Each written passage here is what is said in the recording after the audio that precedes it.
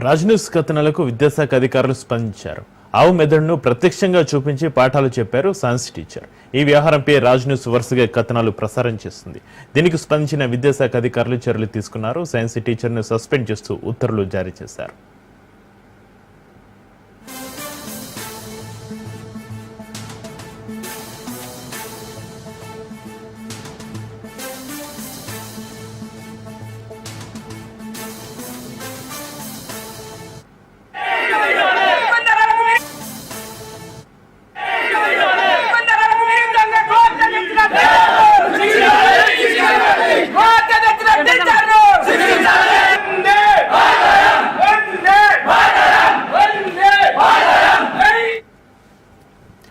Tenth class తరగతి గదిలో ఆవు మెదడు ప్రత్యక్షంగా చూయించిన సైన్స్ టీచర్ వ్యవహారంపై హిందూవాదులు మండిపడ్డారు. వికారాబాద్ జిల్లా తాండూరు నియోజకవర్గం యాలాలు మండలం పరిధిలోని జెడ్పీహెచ్ఎస్ బాలిక ఉన్నత పాఠశాలలో ఘోరం చోటు చేసుకుంది.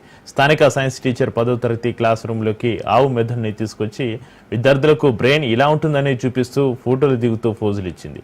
ఇది గ్రహించిన కొందరు విద్యార్థులు ఆగ్రహించారు.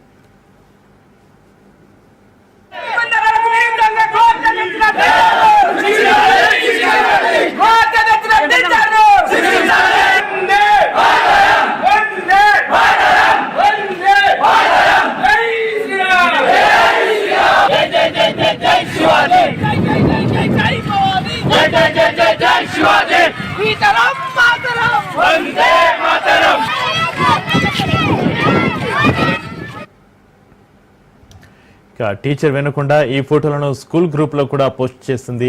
తీరా ఈ విషయం పక్కనున్న టీచర్లకు తెలియడంతో టీచర్ను గట్టిగా నిలదీయడంతో ఫోటోలను డిలీట్ చేసింది. ఆ తర్వాత ఎవరికైనా చెప్పుకోండి అని దురుసుగా తోటి టీచర్ సమాధానం ఇచ్చింది.